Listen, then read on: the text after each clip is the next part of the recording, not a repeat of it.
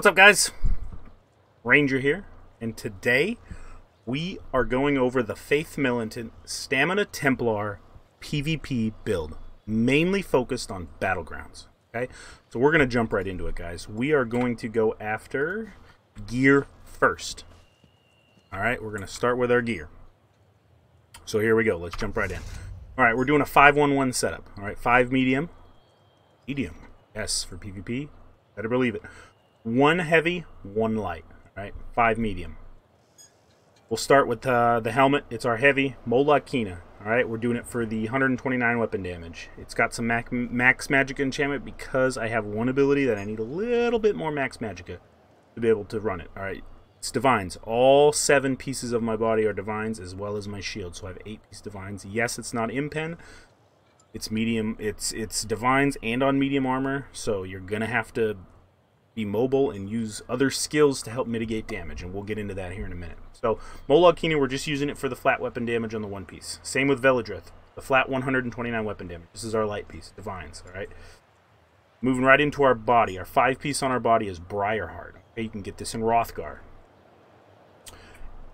One set bonus is 833 weapon critical. Then you have the max stamina, 1000 max stamina, and then the 4 piece is another 833 weapon critical. When you deal critical damage, you have a 10% chance to increase your weapon damage by 449 for 10 seconds. While this effect is active, your critical strikes heal you for 609 health. It can occur every 15 seconds. All right, this is 5 piece, all on our body, all divines, all max stamina enchantments. All right.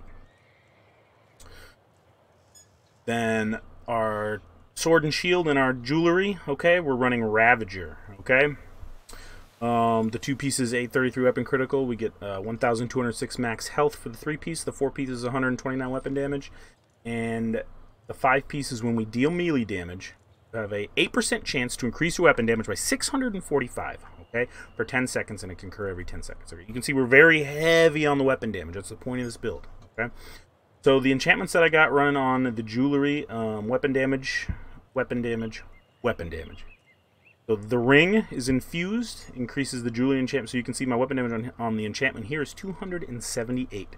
Here we're running Bloodthirsty because we don't have an execute, so we're gonna rely on these 2 enchanted with Bloodthirsty. So we have our increased damage against enemies under 25% is increased by 20%. Okay, so this is technically, this makes up for us not having an execute. All right, shield is divines. Okay, and then the sword is Nirnhoned, which increases the damage of this weapon by 15%. Okay, the back bar, we just have it sharpened. It's for the increased physical penetration. Do probably plan on changing that to infuse, but anyway, we're running Crusher enchantment on the back bar, and then the front bar we're running weapon damage enchantment because we're focused on weapon damage. The shields are both enchanted with stamina. Okay, so that's gear. We got gear out of the way. Food. Dubious Camoran Throne for the recovery. The max stamina, max health. Essence of weapon power for the major brutality because we're not running two-handed, so we can't get our weapon damage from rally, and we're not running dual wield, so we can't get our major brutality from there either. So we got to use a pot. So that's why we're running essence of weapon power. Clear cut. That's it. It's that easy. All right, gear's out of the way. All right, let's check out stats. Baseline idle stats. All right, combat, our stamina recovery is 1,200. Idle out of combat, we're at almost 2,000 stamina recovery. Weapon damage, idle 4,000 flat, just nothing else. Weapon critical 47.9. Good, we're looking good. Max stamina 31,000. Max health 18. Well, it's a little low, but it works, okay? And then our max magic is just 11,000. We're not too worried about it. Spell resistance 20,000. Physical resistance 15,000. 1,500 attack power, which we don't really worry about. I got some extra stats on here because I have an add-on, but our physical penetration is 3,300. Good. The Mundus we're running is the Warrior. Increased weapon damage by 380. Okay. Minor Fortitude, Minor Endurance, Minor Intellect, all buffed by an ability, and I'll show that to you here in a second. Same with Major Savagery. Okay, so there's our stats. Let's get into abilities. Okay, we're going to start with our back bar, our buff bar. All right, So the first thing before we jump into combat, we're going to hit Channeled Acceleration. Gives us Minor Force and Major Expedition. You got to stay mobile with this build because of the medium armor and the Divines. You have to stay mobile. You're just going to be a sitting duck. You're going to get chewed up quick. Okay? And then the Minor Force increases the critical damage. All right?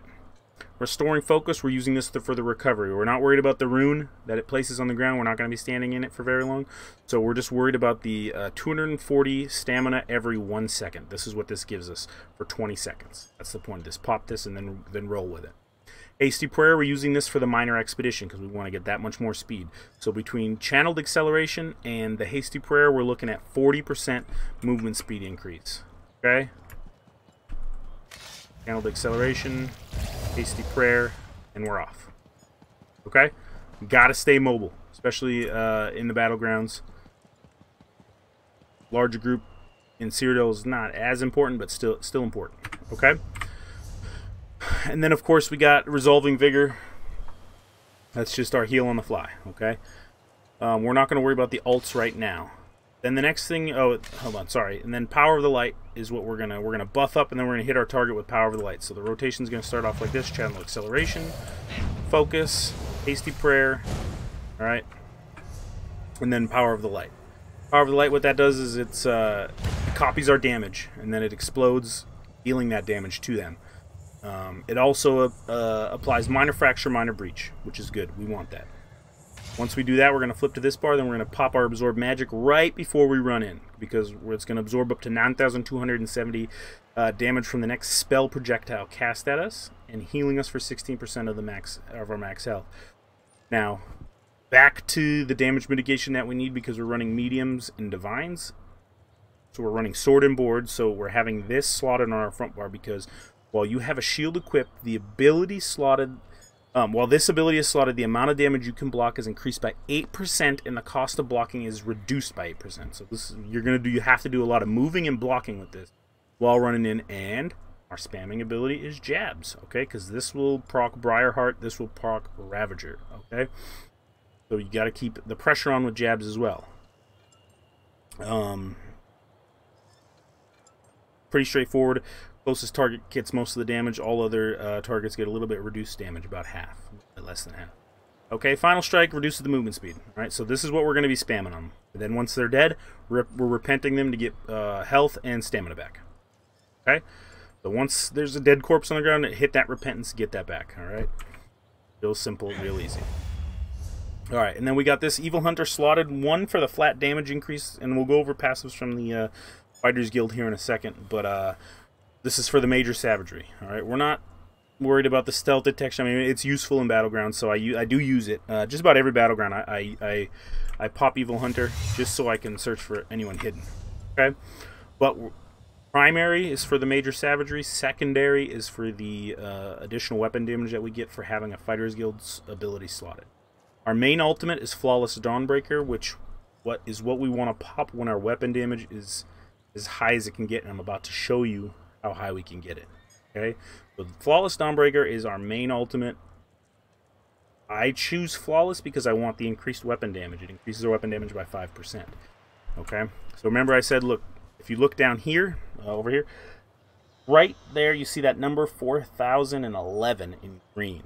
Okay, once that's my base weapon damage. That's gonna show you what my weapon damage is as everything sets proc and everything ramps up. Alright, so 4011, that's in green. I have it color-coded. You're going to see it turn to red once we pass the 5,000 threshold, or yellow once it hits the 5,000 threshold, and then it'll be red once it hits 6,000 weapon damage threshold. And it's going to top out at about 6,800 weapon damage. This build tops out at about that, and that's the ideal spot for the ultimate. But I have them color-coded, so when I see it either go yellow or red, that's when I'm going to plop Dawnbreaker. So anyway, I'm going to show you that real quick, and then we're going to get into the rest of the build. So just pay attention to the weapon damage meter off there on the right.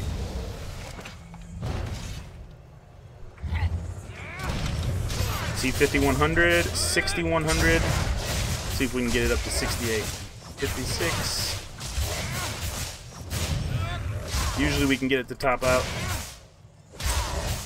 giving us a hard time right now. We'll get it up there. Hang on. 56, 63.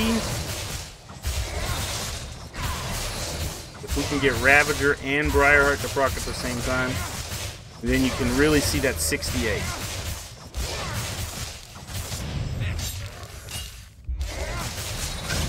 There it is, 68-60. Right there, topped out, 68-60. Took it a second. So it doesn't happen all the time, but 63, it can stay there pretty good. But the 5,000 to 6,000, that's where we want to be, but it can get up to 6,800, I'm sorry. So we're going to go over what passives we use now. Alright, Piercing Spear increases critical damage and increases your damage done to blocking targets, okay? Spear Wall, minor protection for 3 seconds.